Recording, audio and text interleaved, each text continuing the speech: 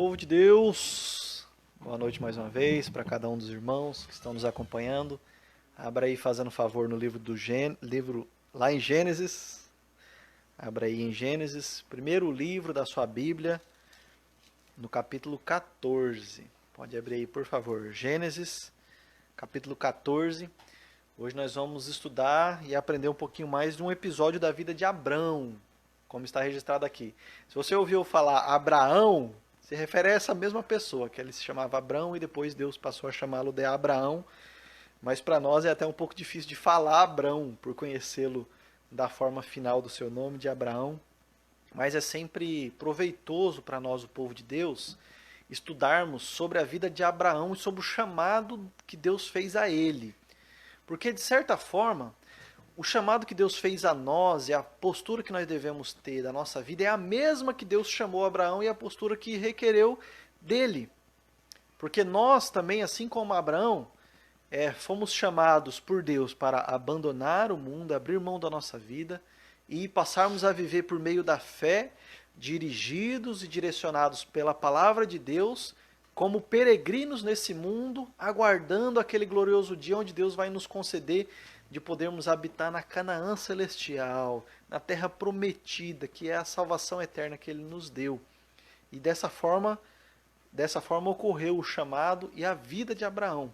Então, nesse sentido, os episódios que Moisés registrou da vida de Abraão aqui no livro de Gênesis, eles servem para nós como modelo, como parâmetros, modelos positivos e negativos. Positivos de como realmente devemos fazer para agradar a Deus com a vida de fé, e alguns episódios deixando claro que Abraão não é perfeito, somente Cristo quem vem depois é que é o nosso modelo perfeito. Por isso estão registrados também algumas situações que nos servem de modelos negativos da postura de Abraão. Tá?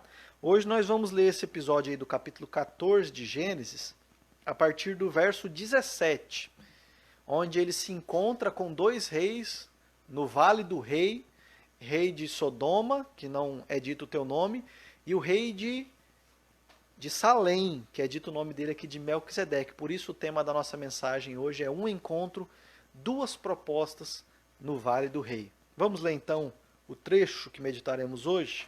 Gênesis capítulo 14, a partir do verso 17, diz o seguinte: Após voltar Abrão de ferir a Quedorlaomer e aos reis que estavam com ele, saiu-lhe ao encontro o rei de Sodoma, no vale de Savé, que é o Vale do Rei.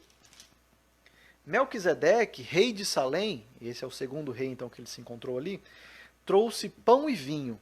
Era sacerdote do Deus Altíssimo. Abençoou ele a Abrão e disse: Bendito seja Abrão pelo Deus Altíssimo, que possui os céus e a terra.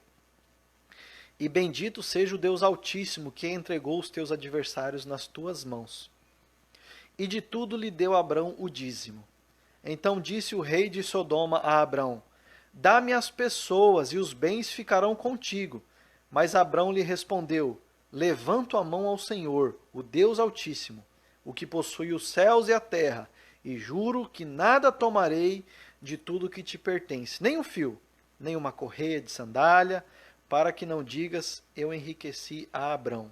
Nada quero para mim, senão o que os rapazes comeram e a parte que toca aos homens, Aner, Escol e Manre, que foram comigo, estes que tomem o seu quinhão. Olha que interessante esse episódio aqui. Vamos voltar no verso 17, onde ele mostra para nós que esse encontro ocorreu depois de Abrão ter ferido a Quedorlaomer. O que aconteceu aqui? Abraão tinha acabado de vencer uma batalha ele foi com um exército de 300 homens do seu povo, contra 4 reinos terríveis que tinham se ajuntado. Você pode ler depois aí do início do capítulo 14, como que eles tinham se ajuntado e já tinham feito um estrago naquela região, ali onde fica atualmente Israel e a Palestina, no Oriente Médio. Depois de terem vencido dessa forma os vários povos que habitavam ali, eles levaram vários homens cativos, todas as mulheres cativas, e saquearam aqueles povos que eles venceram. Junto a tudo isso, eles levaram também o sobrinho de Abraão, Ló, e sua família e toda a sua riqueza. Então alguém escapou de ser levado cativo e avisou Abrão. Então Abraão se levantou, juntou outros 3 homens que tinham povos ali e juntou 300 do seu povo, foi lá e venceu e reconquistou de volta tudo que eles tinham levado. Todo aquele território, todas as riquezas que eles tinham levado e todas as pessoas que eles tinham levado cativas também. Então, no retorno dessa batalha que ele tinha vencido a Kedorlaomer, que era o líder desses exércitos inimigos, ele tem esse encontro com esses 2 reis. E esse encontro aqui é muito interessante para a gente entender a postura que Abraão teve aqui por meio da fé para que nós possamos aplicar também em nossa vida. 2 reis muito distintos aqui. E os 2 apresentaram propostas a Abraão. E a proposta também foi bem distinta. Vamos começar pela proposta do rei de Sodoma, que não é dito o nome dele aqui. A partir do verso 21 do capítulo 14, a gente vê o rei de Sodoma fazendo uma proposta para Abrão. Ele diz o seguinte: então disse o rei de Sodoma a Abrão: dá-me as pessoas e os bens ficarão contigo. A proposta que ele fez foi o seguinte: olha, você conquistou, fique com toda essa terra, toda a riqueza que você conseguiu conquistar de volta, e na verdade era direito dele mesmo, inclusive de ficar com todas aquelas pessoas para tê-los como servos seus, porque ele tinha vencido a batalha. Mas a proposta que o rei de Sodoma foi o seguinte: me dá as pessoas e fica com o restante das coisas aqui. A postura que a gente vê de Abrão é que ele recusou essa proposta. E talvez numa leitura superficial a gente não entende o que estava em jogo, porque se ele venceu, ele tinha direito daquilo mesmo, era justo que ele ficasse com todos aqueles bens, e se ele quisesse até com as pessoas. Mas, conhecendo toda a vida de Abrão, as promessas que Deus fez a ele, a gente consegue entender que se ele aceita essa proposta do rei de Sodoma, na verdade ele estava se desfazendo da aliança que Deus tinha feito com ele. Por quê? O Senhor que tinha dito para ele: eu te darei essa terra, e mostrou toda a terra ali onde habita hoje Israel e a Palestina, terra onde eles habitavam, e que agora o rei de Sodoma propôs que ele ficasse com ela pela sua própria conquista. Mas na verdade o Senhor tinha dito a ele que ele daria a Abrão, a ele e a sua descendência. Por isso a gente vê na vida inteira de Abraão ele aguardando o dia que o Senhor daria essa terra. E ele morreu sem tê-la ali realmente, porque na verdade ele sabia que Deus se referia à salvação, à Canaã celestial ainda por vir, e não apenas uma terra geográfica, física, naquela região. Por isso ele recusa então receber essa proposta. Além disso também, além de que na verdade ele estaria abrindo mão da aliança que Deus tinha feito com ele estaria errando de 2 formas. Uma, pela representação do que Sodoma era aqui nesse momento. Várias cidades na história bíblica, você vai ver que elas representam o mundo caído, o mundo sem Deus. Nesse caso aqui, Sodoma tinha essa representação. Como, por exemplo, nós podemos ver no capítulo 13, verso 13 do capítulo 13, onde diz assim, ó: ora, os homens de Sodoma eram maus e grandes pecadores contra o Senhor. E depois nós conhecemos também o final que teve essa cidade, como que Deus a reprovava. Então, nesse momento aqui, que esse rei chega fazendo essa proposta para Abrão, era na verdade a representação do mundo lhe oferecendo privilégios, vamos dizer assim, e as consequências dele. Por isso que era, ao mesmo tempo, abrir mão da aliança que Deus tinha feito. Já tinha dito para ele não fazer aliança com aqueles povos, porque o Senhor daria aquela terra a eles. E em terceiro lugar, se ele aceita aquilo, ele ia estar querendo ele próprio conquistar aquilo que Deus tinha dito que daria para ele. Em outro episódio, aqui Abraão acertou, nos serve como exemplo positivo de negar aquilo que o mundo nos oferece e as consequências disso. Mas teve um outro episódio que ele errou fazendo justamente isso, querendo ele, com seu próprio esforço e sabedoria, arranjar aquilo que Deus tinha dito que daria para ele, que é o caso do seu filho. Deus tinha dito que daria um filho para ele. Mas os anos foram passando, a velhice chegando, e eles resolveram dar um jeitinho. Então a mulher deu a ideia dele se deitar com a concubina para, por meio dela, Abraão tivesse descendência que Deus tinha prometido. Então veja que Deus, por meio de Moisés, deixa claro que Abraão é exemplo tanto positivo quanto negativo.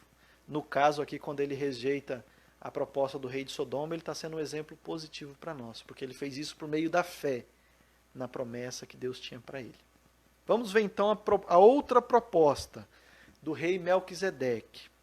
E esse rei chega diante dele, a postura que o rei tem é de confirmar diante de Abrão as promessas, a aliança que Deus tinha feito a ele. Nós vemos ela de várias formas. Por exemplo, a forma como ele abençoa a Abrão. Ele diz o seguinte: bendito seja Abrão pelo Deus Altíssimo, que possui os céus e a terra. E bendito seja o Deus Altíssimo, que entregou os teus adversários nas tuas mãos. Ele, com essa bênção que ele está dando a Abrão, esse louvor que ele está fazendo a Deus também, ele está confirmando, foi Deus quem cuidou de Abrão, quem deu a vitória para ele. Ele está relembrando aqui a Abrão da aliança que Deus tem com ele, dizendo que abençoaria ele, abençoaria os que o abençoarem e amaldiçoaria os que o amaldiçoarem. Então a vitória que Deus deu a ele nessa guerra representa que Deus continuava a cuidar dele. E mais do que isso, esse homem, Melquisedeque, é dito que ele é sacerdote do Deus Altíssimo. Então quando ele chega ali diante de Abrão, ele está representando o Deus Altíssimo. É comum para nós chamar Deus de Deus Altíssimo, mas nesse contexto aqui era diferenciar Deus dos outros deuses daqueles povos. Ali habitavam vários povos e cada um tinha os seus deuses. Quando chama Deus de Deus Altíssimo, é o Deus que está acima de qualquer Deus. É o Deus Altíssimo. É o verdadeiro Deus, que é o Deus de Abrão. Então ele, como sacerdote, ele está ali representando Deus diante de Abrão para confirmar: Abraão, minha aliança continua contigo. Você deve continuar correspondendo a ela por meio da fé. E é o que ele fez. Então ele apresentou todo o cuidado de Deus, ele reafirmou as promessas feitas a Abrão aqui, quando Deus fez ela, porque ele chama Deus aqui de Deus que possui os céus e a terra. Então Deus não é um Deus que possuía aquele trecho de terra que podia trazer e dar para ele, mas Deus possui todas as coisas, os céus e a terra. Então Deus, que é dono de todas as coisas, disse a Abraão: eu te darei esse pedaço de terra. Ou mais do que isso, eu te darei a Canaã celestial. Então é alguém que com propriedade confirma as promessas feitas a Abrão. E além de confirmar as promessas, ele confirma a comunhão que ele tem com Abrão aqui. E isso ele faz quando ele chega para esse encontro trazendo comida e bebida para cear ali junto com Abrão. Nesse contexto do Oriente Médio, antigo principalmente, o trazer uma comida para comer junto com ele é um sinal de pacto, de aliança, de comunhão entre reis. No caso aqui, o rei de Salém, representando a Deus e confirmando a aliança que tem com Abrão. É por isso que Abrão corresponde confirmando que ele aceita, na verdade ele está em aliança com este rei e não com o rei de Sodoma. E, de uma forma mais interessante ainda, nós precisamos ver como que esse texto nos aponta para Cristo, que é o cumprimento da promessa que Deus fez a Abrão, que nele seriam benditas todas as famílias da terra.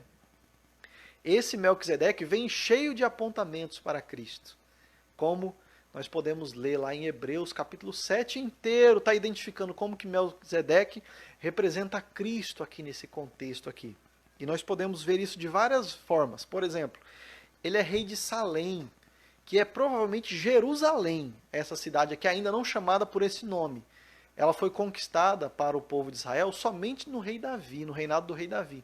Antes habitava ali o povo jebuseu, nessa cidade que ficava em cima do monte Sião. E por isso talvez chamada de Jerusalém, uma junção de Jebus com Zalém. Seria Jebusalém e no português a gente fala Jerusalém. Mas Salém é a palavra Shalom, que significa paz. Então esse rei, como bem nos explica lá no livro dos Hebreus, é o rei de paz, que é a forma como Cristo é identificado por todo o Antigo e Novo Testamento, chamado de príncipe da paz. Mais ainda, o nome Melquisedeque significa rei de justiça. Melech, que é rei, e Tzadik, que é justiça. Também nomenclatura que é identificada a Jesus Cristo. Por isso que os Hebreus explicam para nós que ele é primeiro chamado de rei de justiça e depois rei de paz. E de forma mais, vamos dizer assim, escandalosa ainda e visível aos nossos olhos, ele chega confirmando a comunhão e a aliança com Abraão por meio do pão e do vinho, representando a forma como Cristo cumpriu a promessa que Deus tinha feito a Abraão, representando o seu corpo e o seu sangue que hoje nós utilizamos na Santa Ceia. Ou seja, o sinal da aliança de Deus com o seu povo. É o próprio sangue do seu filho e a carne dele derramada, que usamos para representar atualmente, instituída pelo próprio Cristo, o pão e o vinho, que é os dois elementos que ele já traz aqui para representar a comunhão e a aliança de Deus com Abraão aqui ainda chamado, e toda a sua descendência. Por isso que Abraão corresponde e confirma que ele está em aliança com Deus, quando ele, no fim do verso 20, é dito o seguinte: e de tudo lhe deu Abraão o dízimo. Ou seja, Abraão reconheceu, esse homem aqui, esse sacerdote, está representando Deus na minha presença. O Deus que me deu a vitória, que me prometeu grandes bênçãos. Eu entrego da vitória que o próprio Deus me deu, o dízimo, a 10ª parte disso. Só um parênteses aqui, já que a gente entrou no tema do dízimo. O dízimo, como nós o praticamos atualmente, no mesmo sentido. É o ato de alguém que reconhece que é Deus o meu provedor. E por isso eu dedico a ele a 10ª parte. Não é nada obrigado, não é lei. Na verdade é voluntário, mas é fruto de um coração que reconhece Deus como soberano e provedor da minha vida. Por isso, de tudo que ele tem me dado, até do ar que eu respiro, na verdade eu dedico uma pequena parte, a 10ª parte, ao Senhor. Fecho aqui então os parênteses. Entendemos então toda essa história, como que aconteceu. Agora vamos tentar trazer para a nossa vida aqui, trazer algumas aplicações e alguns ensinos dessa postura que Abraão teve aqui. Primeiramente, a gente tem que aprender com a postura de Abraão aqui, a reconhecer a soberania e o cuidado do Senhor. Porque você vê que ele saiu aqui com um exército muito menor, 300 homens, para enfrentar 4 exércitos combinados e terríveis. Você lê depois lá no capítulo 14, vê como que eles vinham vencendo povos por povos, povo por povo, sem que qualquer deles lhe enfrentasse resistência. Mas Abraão confiava no cuidado do Senhor, que Deus o abençoaria, que Deus o sustentaria. E por isso ele reconhece também que Deus é quem deu essa vitória. Ele não teve qualquer problema em rejeitar a oferta que lhe foi oferecida pelo rei de Sodoma, por mais grandiosa que pareça, e era mesmo, era muita riqueza, era muita terra, terra inclusive que ele almejava receber do Senhor, mas por meio da fé que ele tinha no Deus que entrou em aliança com ele, ele confiou no cuidado do Senhor e na soberania do Senhor, na forma como o Senhor ia conduzir a sua vida. A vida inteira dele, na verdade, é essa correspondência de alguém que confia no cuidado e na soberania do Senhor. Esse é o mesmo chamado que Deus faz para nós. Então, se nós temos a mesma fé que Abraão teve, representada nesse texto, a nossa postura deve ser a mesma. Nós rejeitamos esse mundo e tudo que ele nos oferece, abrimos mão de nós próprios querermos conquistar as coisas que são do mundo e não são celestiais, porque nós confiamos na soberania e no cuidado do Senhor conosco. Não é a minha força, não são as minhas habilidades, não é o tamanho daquilo que me é oferecido pelo mundo, não é quão prazeroso são essas coisas, mas é a minha fé no Senhor que me chamou para dedicar a minha vida confiando no cuidado e na soberania do Senhor. Em segundo lugar, a gente pode aprender com Abraão a ter os nossos olhos fixos na eternidade, naquilo que Deus ainda vai cumprir sobre nós, e não nas coisas aqui desse mundo, não nas coisas que nós vemos. Dessa forma apenas, com essa fé apenas, é que nós conseguiremos viver como peregrinos nesse mundo. Foi a forma como Abraão viveu, como peregrino, sabendo que nada daquilo ali era dele, ele era muito rico, ele tinha muitos servos, muito gado, mas ele reconhecia que o melhor, aquilo que Deus tinha prometido para ele ainda, seria na eternidade. E por isso ele faz uma escolha pelo muito maior. Às vezes aos nossos olhos parece que ele rejeitou uma coisa muito grande apenas pela fé no Senhor, mas na verdade ele confiou nas promessas de Deus que são muito maiores do que qualquer coisa que possa me ser oferecida nesse mundo. O rei de Sodoma ofereceu para ele um trecho de terra. A promessa de Deus é o Deus que é dono dos céus e da terra, que oferece o seu reino para Abrão e para nós, todo o povo de Deus, desde sempre. Então, na verdade, quando nós estamos com os olhos na eternidade, não é sermos como bobos aqui nesse mundo abrindo mão de coisas grandiosas. Na verdade, por meio da fé, nós estamos com olhos em coisas muito maiores, em promessas infinitamente maiores e melhores do que qualquer coisa daquelas que o mundo possa nos oferecer aqui. São prazeres muito acima do que aqueles que nós podemos desfrutar aqui de forma imperfeita como nós somos. E por isso a nossa postura deve ser ter os olhos sempre na eternidade, viver desapegado dessas coisas aqui desse mundo. O mundo nos oferece várias coisas, meus irmãos. O nosso coração deseja várias coisas, mas aquilo que Deus tem proposto a nós é muito maior. E às vezes a gente não percebe por nossa falta de fé, mas o mundo está sempre nos puxando para nos dar uma rasteira. Você vê que o rei de Sodoma ele chega fazendo exigências para depois fazer a sua oferta. Me dá minhas pessoas e os bens ficarão contigo. O que Melquisedeque exigiu dele aqui? Nada. Ele chegou trazendo pão e vinho.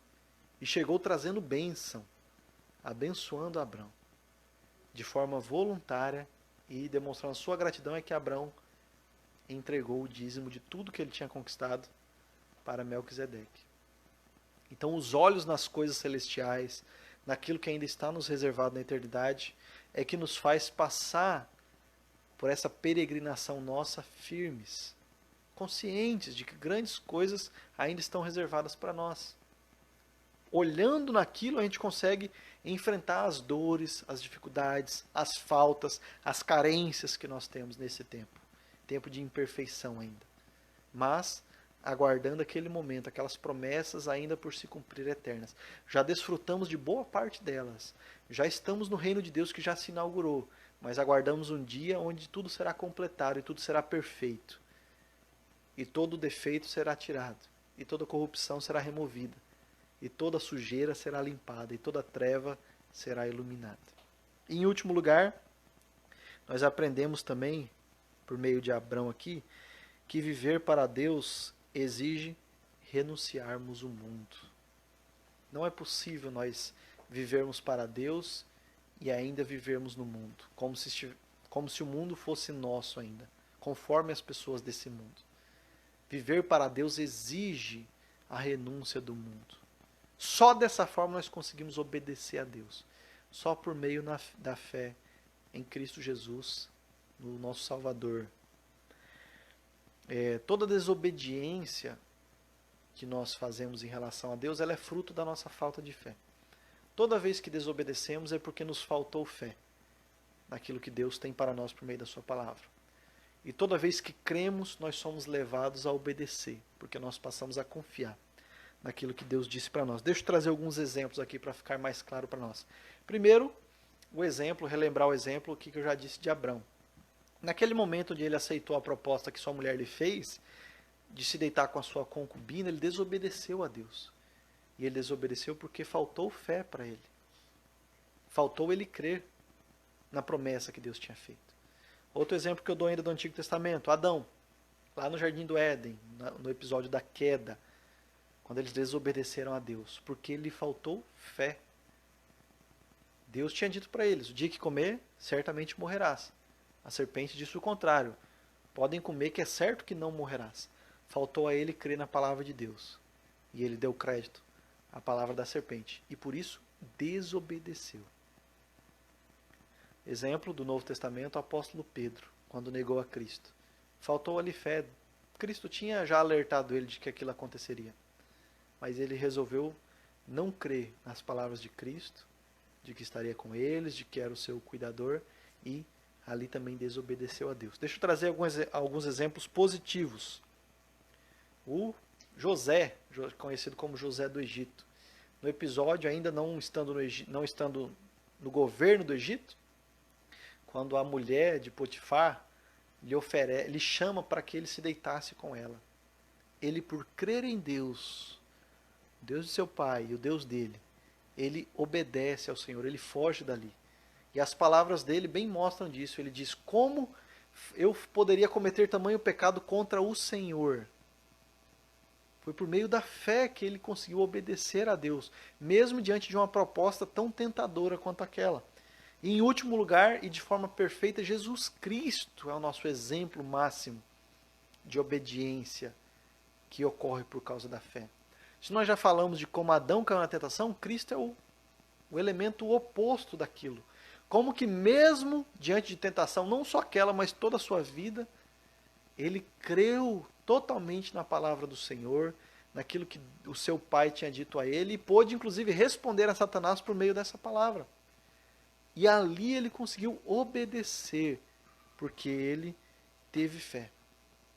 Então, só por meio da fé que nós vamos viver obedecendo a Deus. Não tem como eu dizer que sirvo a Deus, que eu vivo para Ele, se eu não renuncio o mundo, se eu continuo desobedecendo a Deus em boa parte das coisas da minha vida. Na verdade, servir a Deus é ao mesmo tempo renunciar ao mundo. O mundo está dentro de nós, meu irmão, está no nosso coração, os desejos que o nosso próprio coração tem. O velho homem habita dentro de nós e dia a dia, por meio da fé, por meio do chamado que Deus me faz, eu sou chamado, eu sou convocado a negar a esse mundo. Eu sou convocado a negar a minha carne, a renunciar ao mundo para que eu possa obedecer e agradar a Deus. Por isso a gente precisa analisar a nossa vida. Quais são as prioridades, por exemplo, da nossa vida durante a semana? Nossa prioridade é crescer na fé, é crescer na obediência a Deus, é corrigir os meus erros, é corrigir os meus defeitos. Quando estou diante de uma proposta dessa, tenho conseguido, por meio da fé, obedecer? Deixa eu te falar um negócio. Toda a nossa vida, assim como foi toda a vida de Abrão, é feita de encontros como esse. Todo dia nós estamos diante de encontros como esse, onde nos são apresentadas duas propostas. Uma feita do mundo, que agrada o nosso coração, às vezes vem de dentro do nosso próprio coração, e outra é Deus nos lembrando a tua palavra, a promessa e a aliança que Ele fez conosco. Dia a dia, nós temos feito escolhas entre essas duas propostas. E a gente precisa verificar qual tem sido a nossa escolha. Se não tem sido recorrente demais escolhermos a proposta de Sodoma. Se não tem sido fácil demais abandonar a proposta de Deus, abrir mão da aliança que Deus fez comigo por meio do sangue do seu Filho, para me entregar às propostas, aos prazeres, aquilo que o meu próprio coração deseja. A gente desobedece por meio de ação e de omissão também, só para que a gente não ignore esse ponto. Às vezes a nossa desobediência é omitindo-nos, por exemplo, de anunciar o reino de Deus, algo que Deus nos chamou para fazer, de nos consagrarmos, de nos santificarmos, nos omitirmos de levantarmos a bandeira do reino nesse mundo, de sermos luz, de auxiliar um irmão, de corrigir outro irmão, de apoiar aquele que precisa. Por meio de ações e de omissões, nós podemos desobedecer a Deus. Agora, por meio da fé, é que nós temos condição de obedecer a Deus. Então, comparemos a nossa vida, não com Abrão, que foi o nosso exemplo aqui, que traz, inclusive, um bom exemplo para nós, mas com o exemplo perfeito, que é Cristo. Comparemos as prioridades da nossa vida. Se não tem sido todas coisas desse mundo, apego às coisas que passam, apego a riquezas daqui, apegos a um status daqui que as redes sociais nos dão, apegos a sempre termos uma foto mais bonita lá colocada, e não as coisas do reino, a consagração, a purificação, a pregação aos irmãos, o apoio. Essa deve ser a nossa prioridade. Nós devemos comparar-nos com Cristo, vermos o quão distante estamos e caminharmos cada vez mais para nos parecermos com o nosso Senhor, e assim, por meio da fé, nós conseguiremos agradar o nosso Deus. Amém?